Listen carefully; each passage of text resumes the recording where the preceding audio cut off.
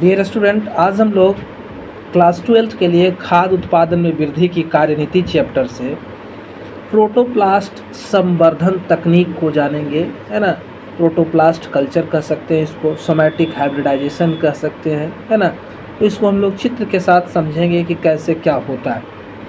तो ये एक ऐसी तकनीक है जिसमें पौधे की कोशिका को उनकी कोशिका भित्ति को हटाकर, जब कोशिका से कोशिका भित्ति को हटा दिया जाए तो बचे पदार्थ को प्रोटोप्लास्ट कहते हैं। तो उससे पहले प्रोटोप्लास्ट में आपको बदलना है, फिर क्या करना है, उन्हें उपयुक्त माध्यम में बढ़ाया जाता है, उगाया जाता है, मात्रा बढ़ाई जाती है। यह तकनीक पौधे के उत्तक संवर्धन के लिए एक महत्वपूर्ण उपकरण है। इसका उपयोग के द्वारा हम लोग पौधे के विकसित और उन्नत किस्मों का विकास करने के लिए करते हैं, नए नए गुणों वाले पौधे का विकास इससे करते हैं। तो सबसे पहले तो आपको इसमें इतना संक्षेप में हो गया, आपका शॉर्ट आंसर चलेगा।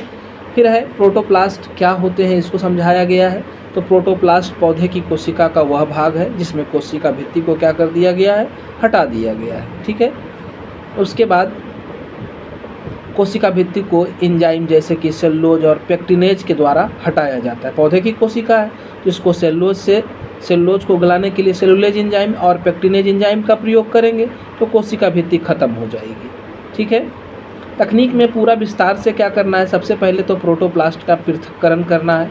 पौधे के उत्तक से प्रोटोप्लास्ट को एंजाइम का उपयोग करके अलग कर लिए।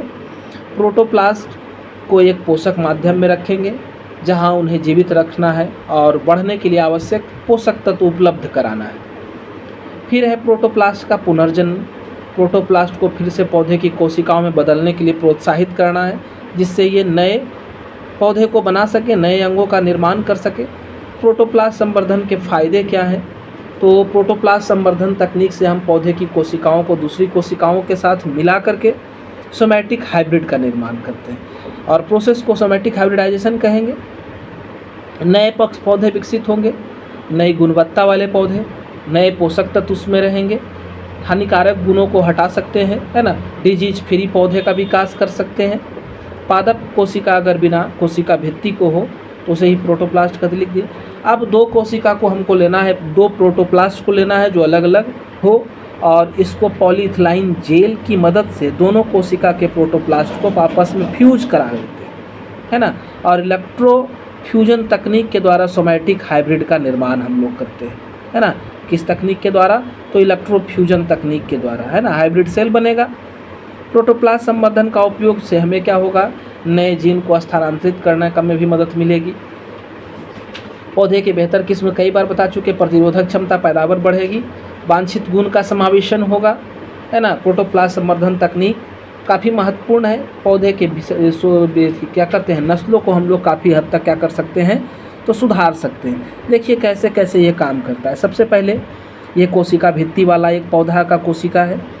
अब रिक्तिका भी इसमें है, यहाँ सेलुलोज है तो यहाँ पर हम लोग सेलुलेज एंजाइम को डाल करके क्या करेंगे, पेक्टिनेज एंजाइम को डाल करके इसके कोशिका भित्ति को ख़त्म कर दिए, है ना।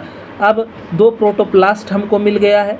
अब दोनों प्रोटोप्लास्ट को आपस में पॉलीइथिलीन जेल की सहायता से क्या कर दिए, फ्यूज करा दिए, ठीक है।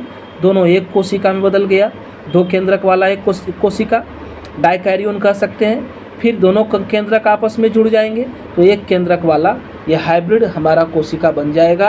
अब इसका परिवर्धन करेंगे, है ना, तो हमें नए प्राप्त होंगे। तो हमारे चैनल को सब्सक्राइब करें, वीडियो पसंद आए तो लाइक बटन जरूर दबाएं। धन्यवाद, हमारे चैनल से बने रहें।